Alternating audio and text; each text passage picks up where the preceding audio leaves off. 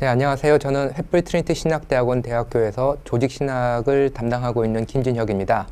저희가 이제 C.S. 루이스의 신학, 그리고 C.S. 루이스의 문학, 그리고 이 둘을 연결시켰던 상상력에 대해서 함께 공부해보는 시간을 가지도록 하겠습니다.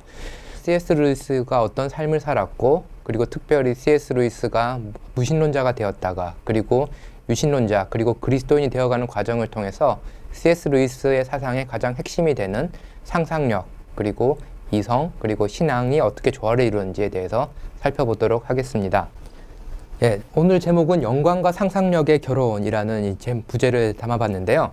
영광이라는 것은 C.S. 루이스의 사상에 있어서 아주 중요한 그런 개념입니다. 왜냐하면은 하나님의 영광, 그리고 그 영광에서 나오는 아름다움을 저희가 하루하루 삶 속에서 포착하고 사는 것, 인식하며 사는 것이 루이스의 신학에 있어서 아주 중요한 그런 부분을 차지하고 있지만, 또 루이스는 특별히 이것을 이제 상상력이라는 특별한 인간의 인식작용을 통해서 잘 묘사를 하고 있습니다.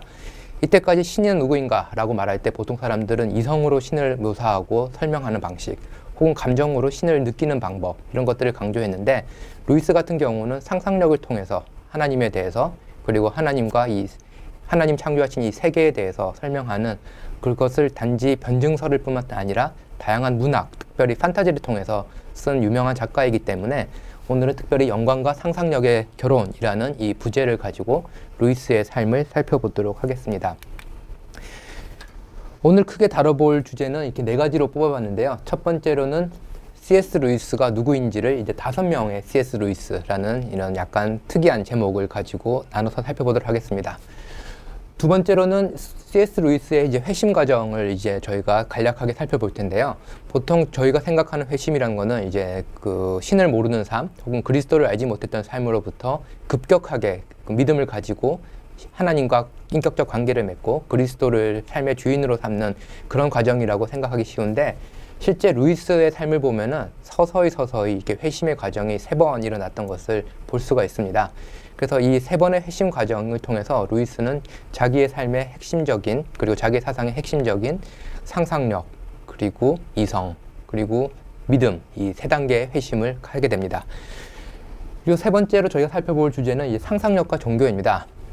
그 영국의 유명한 신학자 앨리스터 맥그라스 같은 경우에는 이때까지 초대교회부터 현대까지 기독교 사상에서 큰 영향을 끼쳤던 사상가 10명을 이렇게 뽑았던 적이 있었는데요.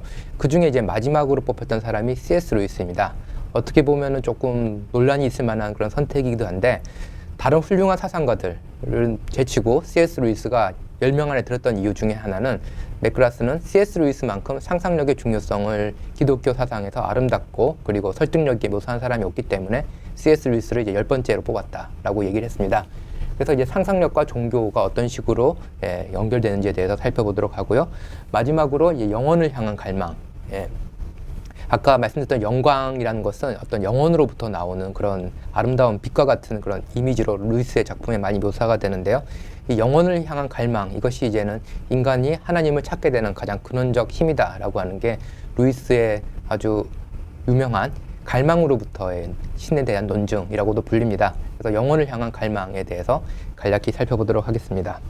이때까지 3명의 루이스는 루이스의 작품을 가지고, 혹은 루이스가 쓰는 글의 스타일을 가지고 이렇게 분류했다면은, 나머지 2명의 루이스는 누구냐라고 하면은, 오웬 바필드는 한 명은 무신론자로서의 루이스, 그리고 유신론자 혹은 그리스도인으로서 루이스, 이렇게 2명을 나눕니다. 실제 루이스의 삶을 보면은 무신론자였을 때와 그리고 그리스도인일 때 루이스의 모습이 너무나 달라서 같은 사람인가 싶을 때도 있고요. 특별히 이제 그리스도인이 된 이후에 루이스의 글을 보면은 마치 그 무신론자였던 자기 자신을 염두에 두고 쓴 것처럼 이 아주 그 자기 자신을 스스로 성찰하는 모습이 아주 재미있게 펼쳐지기도 합니다. 그때 루이스가 그 기독교의 핵심, 기독교의 진리를 파고 들어가는 여러 가지 방법 중에 하나의 키워드로 삼았던 것은 바로 이 옳고 그름의 문제입니다.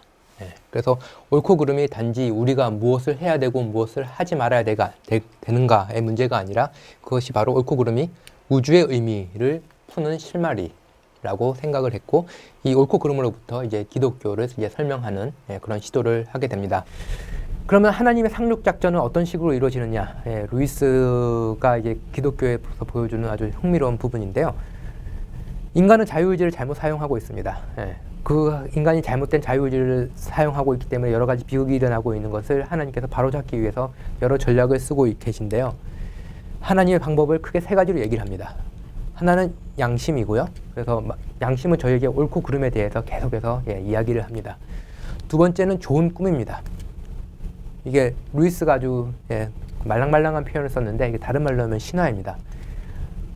여기서 이제 루이스와 다른 많은 기독교 변증가들 차이가 있는데, 흔히 기독교 문화 외부에서 발생한 신화들을 흔히 거짓된 가르침으로 이게 생각하기가 많이 쉽죠. 근데 루이스 같은 경우는 기독교 문화권 밖에서 발생된 소위 말하는 이교라고 불렸던 그 이교 신화들은 하나님께서 주신 좋은 꿈이다라고 얘기를 합니다. 하나님이 성경이 없었고 예수 그리스도를 모르는 사람들이 그 근원적인 그 무엇에 대해서 욕망을 개발할 수 있도록, 욕망이 자라나게 하게 수 있도록 하나님께서 주신 좋은 꿈이라는 거죠. 이게 아까 지난 시간부터 계속 나왔던 이 영혼을 향한 갈망을 일으키는 역할을 하게 됩니다.